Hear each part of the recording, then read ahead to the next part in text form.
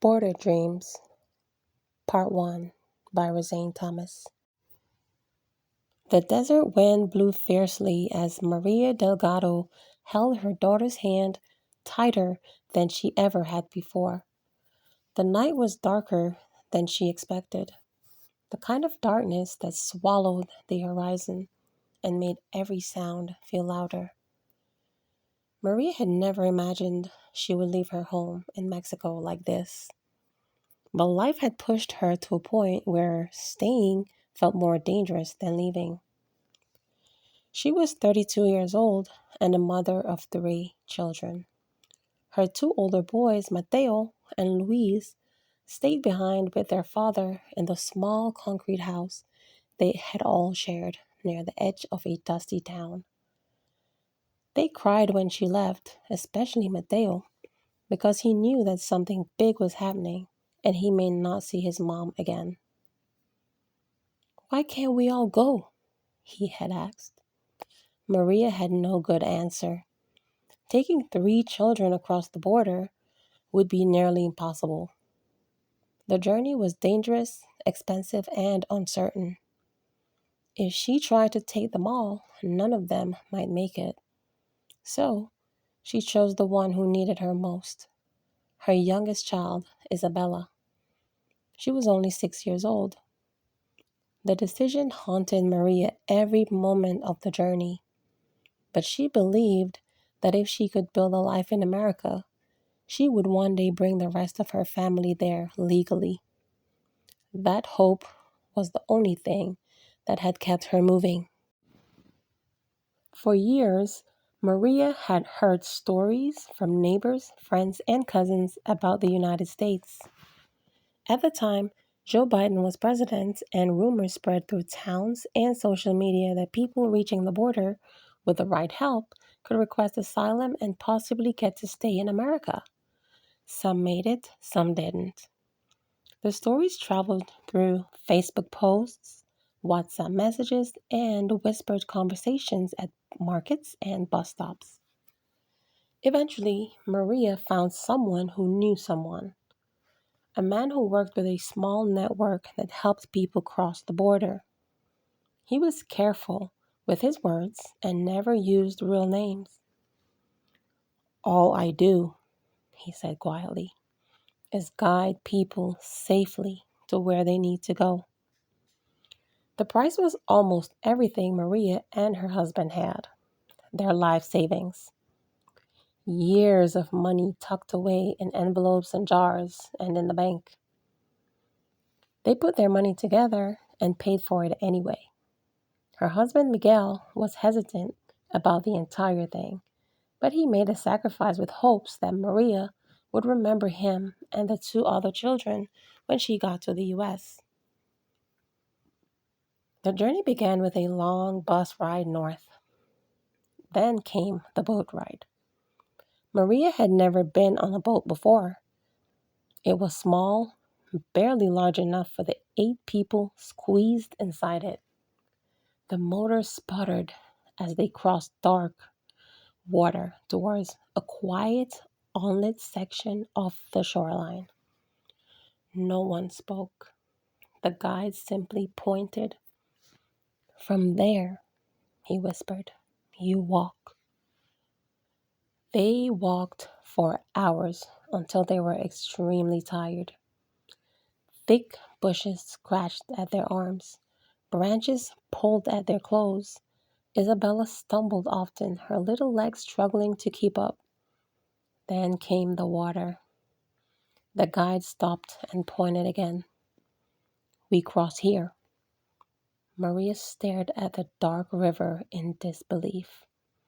"You said we would walk," she whispered.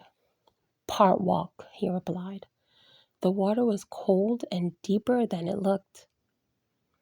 Isabella clung to her mother's shoulders as they moved slowly through it. Maria held her high, but halfway across, she slipped on a hidden rock.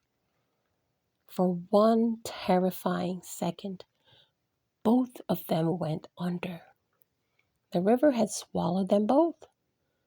Isabella screamed. Maria's heart exploded with panic as she pulled her daughter back above the surface. Hold me, Isabella! Hold me tight! Isabella was still learning to swim, her small arms wrapped around Maria's neck as the current tugged at them. Every step felt like a battle, but somehow they reached the other side safely. Maria collapsed to her knees in the mud, shaking and gasping. They were still alive. The hardest part came later that night.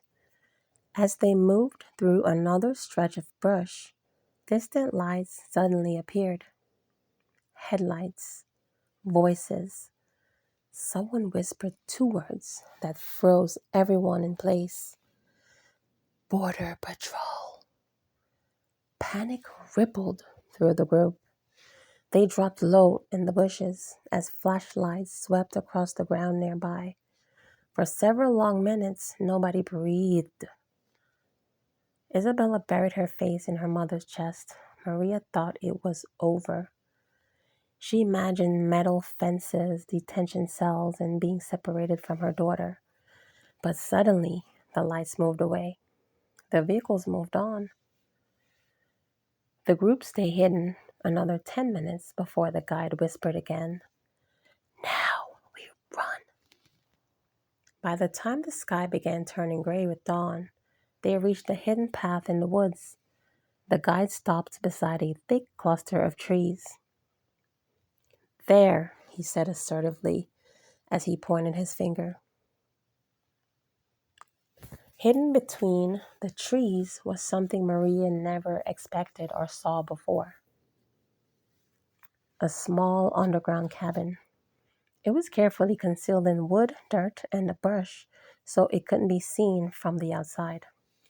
Inside, there were several tired-looking people sitting on benches and sleeping on thin mattresses. A man greeted them in Spanish and English. He was the translator and their host. He had a friendly and welcoming aura and told them that they can call him Sid. "You are safe for now," he said gently with a smile. "You made it." The place was a temporary safe house. People paid to stay there for a short time until they figured out their next move. Some people had families waiting in cities. Others had contracts or contacts who would take them to jobs. Maria had neither. Her money was almost gone. When the translator asked where she planned to go, she hesitated. "I don't know." He nodded as if he had heard that answer many times before. "You are in California now," he explained. The word felt strange and powerful in her ears. California. America. The place she had seen in movies, news stories, and photos online.